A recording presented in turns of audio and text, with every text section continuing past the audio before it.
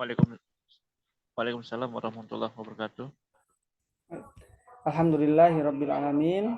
Bersyukur kepada Allah kita bisa berkesempatan hadir bersama-sama dalam kelas wirausaha yang kita sajikan buat teman-teman dalam rangka tidak ada lain melaksanakan surat Al-Asri, yaitu illal ladzina amanu wa 'amilus sholihat wa tawassaw bil haqq wa tawassaw bis sabr. Berharap kita tidak termasuk orang-orang yang merugi sesuai dengan sumpah Allah bahwa semua manusia itu merugi kecuali yang beriman, beramal soleh, dan saling memberikan nasihat yang benar dan nasihat kesabaran. Hari ini banyak sekali kita melihat banyak sekitar kita yang mengalami kondisi PHK, mencari lapangan kerja, bahkan mereka yang sudah puluhan tahun bekerja pun mereka harus dirumahkan. Bahkan saya dapat kabar juga banyak sekali usaha-usaha yang dulunya besar sekali kemudian gulung tikar karena tidak mampu bangkit setelah pandemi. Nah, saatnya kita memilih jalan untuk menjadi seorang wirausaha karena semua bisa jadi pengusaha. Mohon izin saya menyampaikan dan sekaligus sebagai menyampaikan materinya untuk memperkenalkan diri gitu ya. Sedikit profil mungkin bisa sama-sama kita lihat.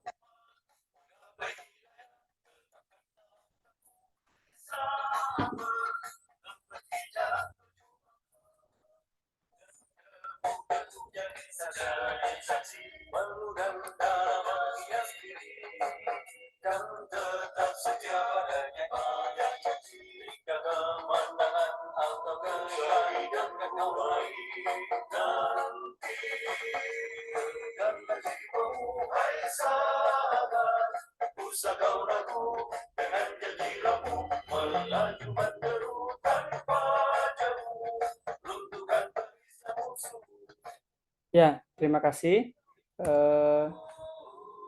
Itu sedikit dari kisah perjalanan saya ya. Dulu saya di bisnis kerjasama dengan perusahaan dari luar negeri ya, dari Cina gitu ya, Tians, dalam rangka untuk memasarkan produk kesehatan, dan kemudian saya hijrah di lembaga sosial, lembaga Amil Zakat. Saat ini saya sebagai seorang konsultan Lazis di Nurul Falah Surabaya, dan juga kepala cabang Lazis Nurul Falah Mojokerto. Kami juga di Rumah Kebaikan di Mojokerto, juga Rumah Syamil Quran di Mojokerto, serta Couple bersama istri saya sebagai leader di Couple.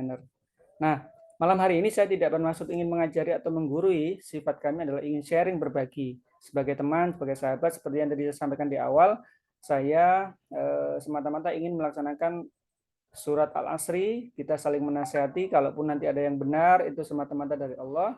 Kalaupun ada yang bisa teman-teman ambil sebagai hal yang bermanfaat buat kehidupan teman-teman, silakan bersama-sama kami. Kita bisa sama-sama untuk saling memberikan sebuah kebaikan dan juga kemanfaatan tidak hanya di dunia tapi juga sampai di akhirat.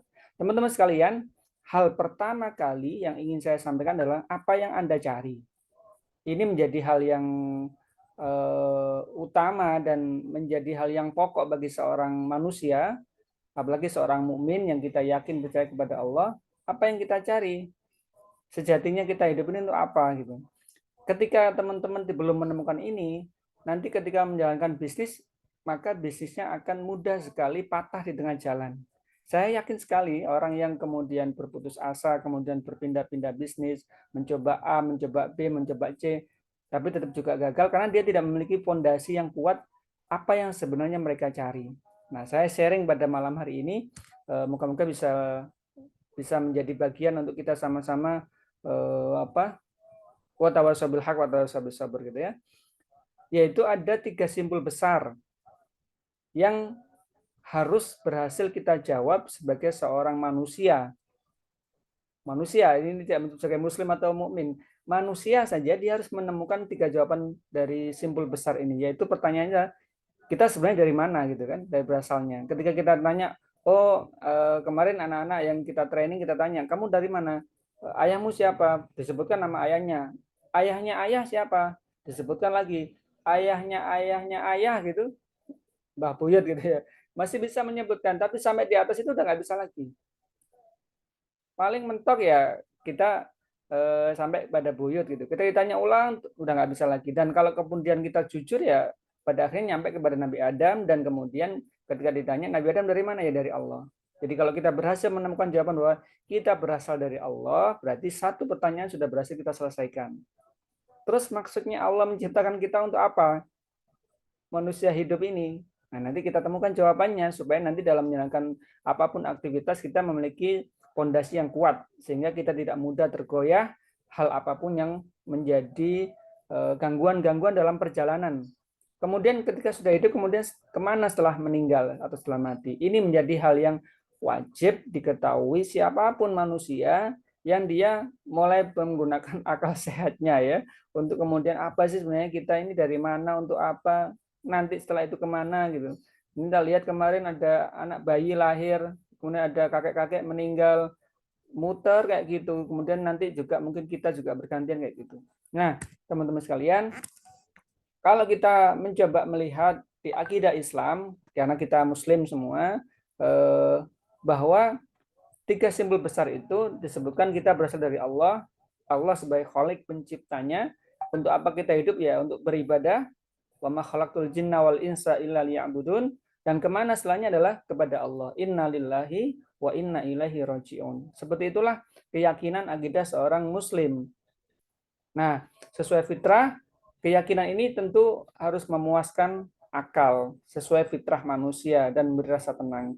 Dan ini semua tentunya banyak yang nantinya kita bisa belajar. Teman-teman kalau menjalankan bisnis bersama-sama kami punya komunitas bisnis yang tidak hanya pure mengejar bisnis saja, ada pembinaan-pembinaan spiritual, ada pembinaan-pembinaan bisnis, ada pembinaan-pembinaan yang lainnya yang sangat terkait sekali dengan kebutuhan semua manusia. Jadi saya bukan mengendos ya, karena saya juga berada di dalamnya, saya bisa merasakan bahwa di komunitas kami itu sangat perhatian sekali kepada kami dalam hal pembinaan-pembinaan spiritual. Artinya banyak teman-teman yang sudah sukses berkarir, sudah memiliki jabatan tinggi, tapi kemudian merasakan kering secara spiritual karena memang tidak ada yang membina, tidak ada komunitas yang membersamai, ya dia kemudian menjadi kayak asing dalam keramaian gitu. Tapi kami merasa di komunitas kami mendapatkan banyak hal. Saya kalau diperkenankan mengajak, saya ingin ngajak teman-teman semua bersama-sama kami, karena jujur ini adalah komunitas yang luar biasa yang teman bisa nanti rasakan sendiri gitu ya. Nah, kemudian untuk apa kita diciptakan tadi disebut adalah untuk ibadah. Ibadah dalam arti luas adalah apapun yang kita lakukan itu bernilai ibadah ketika diawali dengan, kalau seorang muslim adalah membaca basmalah, bismillahirrahmanirrahim, dengan menyebut asma Allah. Saya meminta tolong semua aktivitas ini kepada Allah yang Maha Pemurah, Maha Pengasih. Nah, maka aktivitasnya menjadi nilai ibadah. Ketika kita makan itu menjadi nilai ibadah karena niat kita makan adalah supaya kita bisa tetap sehat, supaya punggung kita tegak untuk bisa melaksanakan sholat. Ketika kita minum pun demikian, kita punya niat. Ketika kita tidur pun kita berniat tidur untuk kemudian memberikan hak kepada tubuh, kemudian supaya tubuh kita sehat dan seterusnya.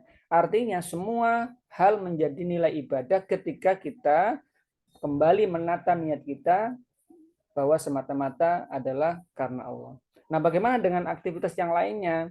Kalau bisnis, kalau bekerja dan sebagainya, maka ayo sama-sama kita tata kembali niat kita semata-mata adalah karena Allah SWT. Kalau ketika tidak ke sana, maka tidak bernilai ibadah. Ketika tidak bernilai ibadah berarti penciptaan tujuan diciptakannya manusia tidak sesuai. Maka kita perlu untuk sama-sama, bukan hanya kita ya, karena tadi di awal saya bilang watawassaw bil haq watawassaw bis sabr, teman-teman kita juga sama, kita ingatkan sama-sama gitu. Nah, sebagai seorang pebisnis, kalau kemarin kita ikut kajian pengusaha disebutkan bahwa bisnis itu tidak semata-mata mencari profit, tidak semata-mata mencari untung atau mungkin relasi atau mungkin yang lainnya kekayaan, tapi keberkahan. Kenapa? Karena seorang muslim, seorang mukmin, dia akan ditanya pertanyaan tentang hartanya.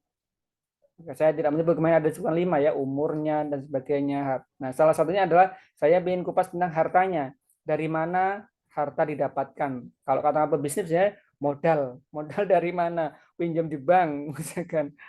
Maka bisa dipastikan berarti ada sesuatu yang ketika kita mengambil cara di awal sudah salah, harta yang kita siapkan untuk sebuah modal itu keliru, maka dalam perjalanan maka mengalami kesalahan juga. Ketika mengalami kesalahan dan kita tidak sesuai dengan yang Allah harapkan, padahal semua aktivitas kita itu adalah berasal dari Allah dan nanti kembali kepada Allah, maka kita akan nantinya akan sulit mempertanggungjawabkannya.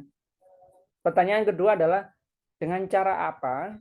Kalau dengan cara apa berarti ada aturan. Aturannya siapa untuk mendapatkan harta itu? Artinya gini teman-teman.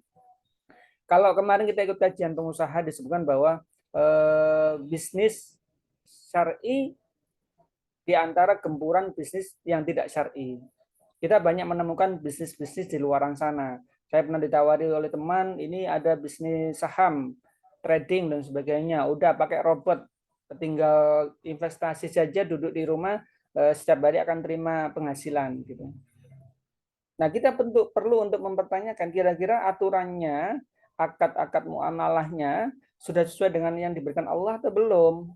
Kalau belum atau mungkin malah bertentangan, tentu itu hal yang harus menjadi perhatian penting. Karena ketika kita salah dalam memilih aturan dalam melaksanakan akad muamalah, berarti resikonya adalah surga dan neraka, karena nanti akan dimintai pertanggungjawaban. Yang ketiga pertanyaannya, harta yang sudah berhasil dikumpulkan digunakan untuk apa? Jadi nanti teman-teman ketika mau memulai bisnis, kelas wirausaha ini nanti ada peluang-peluang yang teman bisa ambil. Kalau berkenan, kalaupun enggak ya enggak masalah. Kita dapatkan hal yang penting untuk kemudian kita menjadi bekal untuk kita menjalani hidup. Jadi ketika nanti teman menjalankan bisnis, Anda pastikan memulainya biasanya gini, kalau modal besar, maka dipastikan biasanya keuntungannya besar. Tapi resikonya juga jauh lebih besar daripada yang punya modal kecil, mungkin keuntungan kecil, tapi repeat ordernya, nah itu nanti bisa menjadi pertimbangan gitu ya. Kemudian teman-teman sekalian, kayak ini yang kemarin dibahas ketika kajian pengusaha ya. Kira-kira kita mau milih yang mana? Bisnis Islami dengan sistem Islami tentunya. Kenapa? Karena bisnis kita nanti akan dimintai pertanggungjawaban.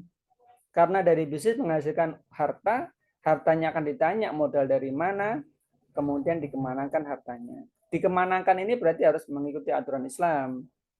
Karena kita sebagai seorang muslim. Bisnisnya pun harus Islam. Bisnisnya Islam, Islamin maksudnya apa? Produknya Islam, muslim, tidak ada syariat yang dilanggar, akad muamalahnya, komunitasnya, izin menyampaikan. Saya pernah ikut bisnis yang tadi disebutkan di profil itu ketika event acara ya waktu sholat ya terus saja jalan, campurlah di sana antara laki perempuan dan seterusnya. Itu menjadi hal yang biasa karena memang ya mereka tidak berani mendisklaimer bahwa ini adalah bisnis Islami gitu. Nah, ketika kita sudah berada dalam lingkungan tersebut ya maka bisnis itu bisnis yang kita bisa nyatakan sebagai non Islami gitu ya. Maka ketika non Islami pakai sistem Islam tidak maksimal atau sebaliknya sistemnya non Islam tapi bisnisnya Islami itu tidak optimal tapi mungkin bisa jadi membawa berkah tapi tidak optimal karena sistemnya non Islam. Nah, kalau bisnisnya non Islam, sistemnya non Islam ya optimal bisa jadi tapi tidak berkah. Nah, kita berharap kita menantinya dalam kelas wirausaha ini ketika nanti teman-teman melihat peluang usaha, pastikan teman-teman lihat ini Islami enggak bisnisnya. Sistem akad muamalahnya seperti apa sehingga teman-teman nanti tidak salah pilih gitu ya. Nah, pertanyaan ini yang mungkin di sesi 1 menjadi penutup ya. Apakah pekerjaan bisnis kita saat ini selama ini membuat Allah ridho atau enggak? Jika belum dapatkan jawabannya, maka bertanyalah kepada ahlinya. Maksudnya apa? Ini pekerjaanku Allah ridho enggak? ya dicek dulu pekerjaannya apa, akadnya seperti apa, produknya apa yang dijual, ini memberi manfaat atau mudorot, ini merusak atau enggak. Itu perlu nanti kalau teman-teman belum berhasil menemukan, kami terbuka. Kami kebetulan saya juga konsultan bisnis, jadi kalau misalnya mau konsultasi secara pribadi, kami juga melayani. Bagaimana kemudian kita sama-sama sebagai seorang muslim, tadi di awal saya sampaikan wa tawassaw bil haq wa tawassaw bis sabr gitu ya. Nah, saya ingin bertanya kepada teman-teman sekalian, apa yang menjadi motivasi terkuat dan siapa orang terpenting dalam kehidupan teman-teman sekalian? Apakah ayah Anda, apakah ibu Anda, atau anak Anda, atau pasangan istri Anda? Nah, saya berharap kita bisa aktif. Silakan ditulis di chat siapa orang yang paling penting dan menjadi motivasi kuat teman-teman. Saya tunggu ya, silakan chat di kolom chat. Siapa yang menjadi motivasi terkuat teman-teman ketika akan saya mau wirausaha. Nah, kenapa kok ikut wirausaha? Oh, karena saya masih punya ibu yang ingin saya bahagiakan, punya ayah dan sebagainya. Itu menjadi motivasi teman-teman. Nah, ketika sudah ketemu itu menjadi bahan bakar yang sangat kuat untuk teman-teman terus maksimal dalam mewujudkan apa yang menjadi impian teman-teman. Nah, ketika belum menemukan, maka hal itu penting untuk dicari. Bahwa kalau tidak istilah kendaraan ada istilahnya bahan bakar ya. Nah, bahan bakarnya menyemangati itu apa? Apakah anak, apakah pasangan dan sebagainya. Bisa ya teman-teman ya. Coba ditulis di kolom chat sehingga nanti kita bisa sama-sama diskusi setelahnya gitu. Nah, itu di sesi 1. Saya berharap ini menjadi bagian kita sama-sama untuk bisa